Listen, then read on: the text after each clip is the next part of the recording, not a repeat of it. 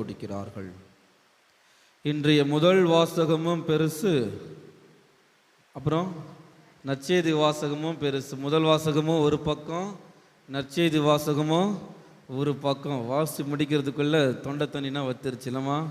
நீங்கள் வேறு நின்றுட்டே கேட்டிருப்பீங்க, கால்னால் வலிச்சிருக்கோம், கஷ்டமாக இருந்திருக்கும் உங்களுக்கு.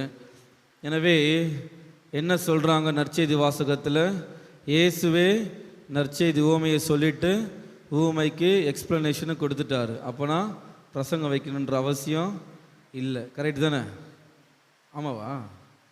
மக்கள் தலையாட்டுறவங்களே சிஸ்டர் ஆமான்னு சொல்லிடுறாங்க, என்ன பண்ணுறது? எனவே இன்றைக்கு எத்தனை விதமான நிலங்கள்? என்னம்மா?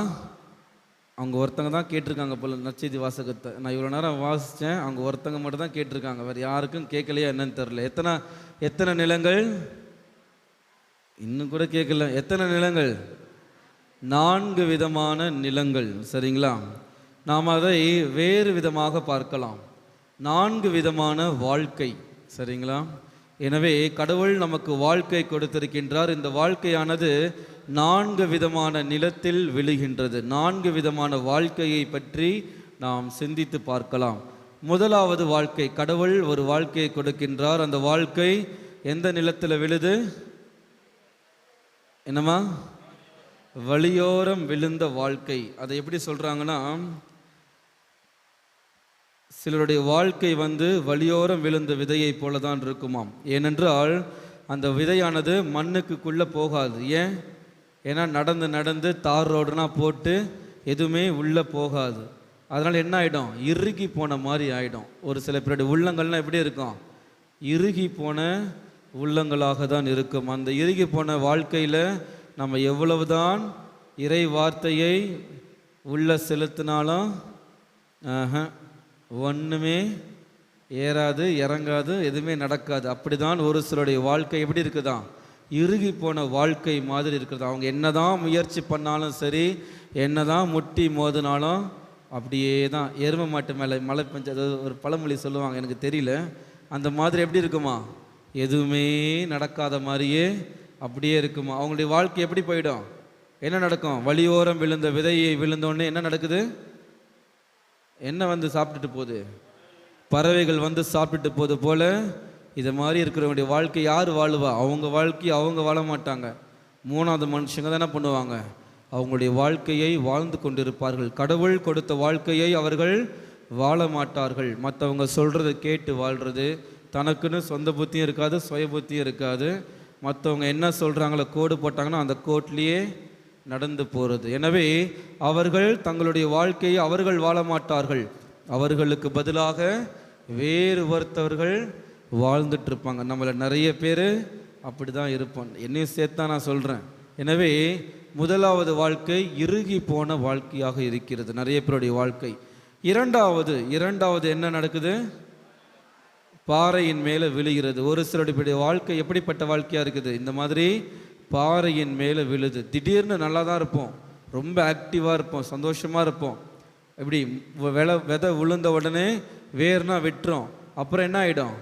பாறைன்றதுனால வேறு கீழே போகாது. ரொம்ப ஆக்டிவாக இருப்பாங்க, எங்கே பார்த்தாலும் கலகலன்னு சிரிச்சுட்டே சந்தோஷமாக இருந்துகிட்டே இருப்பாங்க. ஆனால் திடீர்னு பாறையை போய் முட்டுவாங்க, அதோட வாழ்க்கை முடிஞ்சுது. திடீர்னு ஏதாவது ஒரு பெரிய பிரச்சனை வரும், அதை எப்படி சமாளிக்கணும்னு தெரியாது, அதை எப்படி எதிர்கொள்ளணும்னு தெரியாது. அவங்களுக்கு எடுக்கக்கூடிய ஒரே முடிவு என்னது? அவங்க எடுக்கக்கூடிய ஒரே முடிவு என்ன முடிவு? என்னம்மா? தற்கொலை தான். அவங்களுக்கு அந்த பாறையை எப்படி இடித்து உடைப்பது என்ற வழி அவர்களுக்கு தெரியவே தெரியாது. ஏனோதானமா ஒரு வாழ்க்கையை வாழ்ந்து கொண்டிருப்பார்கள். அந்த பாறையை முட்டி உடைப்பதற்கான சக்தி அவர்களிடம் இருக்காது. ஏனென்றால் இறை வார்த்தை அவர்களுடைய உள்ளத்தில் வேரூன்றவில்லை. நம்மளுடைய நிறைய பேருடைய வாழ்க்கை என்னது? இப்படி தான் போயிட்டு இருக்குது. ஏதாவது ஒரு ப்ராப்ளம் வந்துச்சுன்னா அதை ஃபேஸ் பண்ணுறதுக்கு நமக்கு சுத்தமாக தெரியாது. ஏதோ கண்ணை கட்டி காட்டில் விட்ட மாதிரி பேபன்னு நம்ம என்ன பண்ணுவோம்? முழிச்சிட்ருப்போம். என்ன பண்ணணும் ஏது பண்ணணுன்றது ஒன்றுமே தெரியாது. அப்படிப்பட்டவர்களும் இந்த உலகத்தில் வாழ்ந்து கொண்டிருக்கின்றார்கள். மூன்றாவது வாழ்க்கை எப்படிப்பட்ட வாழ்க்கை? முள்செடிகள். கடவுள் அதுக்கே ஒரு எக்ஸ்பிளனேஷன் கொடுத்துருக்காரு. என்னென்னது? அந்த முட்செடிகள் என்ன சொல்கிறாரு? உலக கவலை, செல்வம் நிறைய பணம் சேர்க்கணும், தீய எண்ணங்கள், இதுதான் முட்கள் நிறைந்த வாழ்க்கை. நிறைய பேரோட வாழ்க்கையில் எப்படி இருக்கும்? சொத்து சேர்க்கணும், குடும்பம் எப்படி வேணால் போயிட்டு போகுது, தன்னுடைய பேரில் சொத்து இருக்கணும், பங்களா இருக்கணும், கார் இருக்கணும், அதுதான் உங்கள் வாழ்க்கை. மழை பெஞ்சாலும் சரி, வெயில் அடித்தாலும் முள் மரத்துக்குள்ளே போய் நிற்க முடியுமா? என்ன பண்ணோம்? வெயில் அடிக்குது, சரி ஓரமாக போய் ஒதுங்கலான்னு சொல்லிட்டு ஒரு முள் மரத்துக்கு மேலே போய் என்ன நடக்கும்?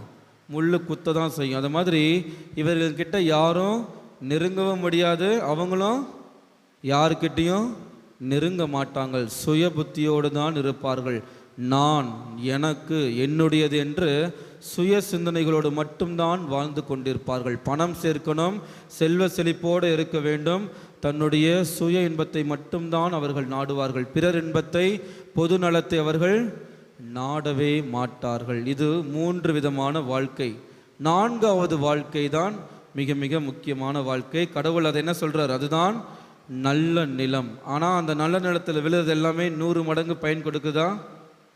சிலது 30 மடங்கு, சிலது 60 மடங்கு, சிலது மட்டும்தான் 100 மடங்கு கொடுக்கிறது. அப்படின்னா என்ன அர்த்தம்? என்னதான் நாம் நல்ல குடும்பத்தில் பிறந்தாலும், என்னதான் நாம் இறை வார்த்தையை முழுக்க முழுக்க படித்தாலும், திருப்பலியை டெய்லி வந்து பார்த்தாலும், ஜபமாலை சொன்னாலும், மரியன்சனை மீட்டிங் போனாலும், பரிந்துரை ஜபக்குழுவாக போனாலும் சரி, இறையிறக்கத்தின் ஜபம் 3 மணிக்கு சொன்னாலும் சரி, என்னதான் ஆனாலும், என்னதான் தலைகீழ நின்னாலும் 30 மடங்கு, 60 மடங்கு, 100 மடங்கு, 100 மடங்கு நமக்கு பலன் தர வேண்டுமென்றால் இறை வார்த்தை தான் அதற்கு ஊன்றுகோலாக இருக்கும். கடவுள் இறை வார்த்தைக்கு அவ்வளவு பவர் கொடுத்திருக்கிறார். ஆமாவா இல்லையா? எனவே இதான் எபிரேயருக்கு எழுதிய புத்தகத்தை நம்ம வாசிக்கிறோம். என்ன வாசிக்கிறோம்? எடுங்க, எபிரேயர் 4:12. எல்லாருக்குமே தெரிந்த வார்த்தை என்னது? கடவுளுடைய வார்த்தை என்னது?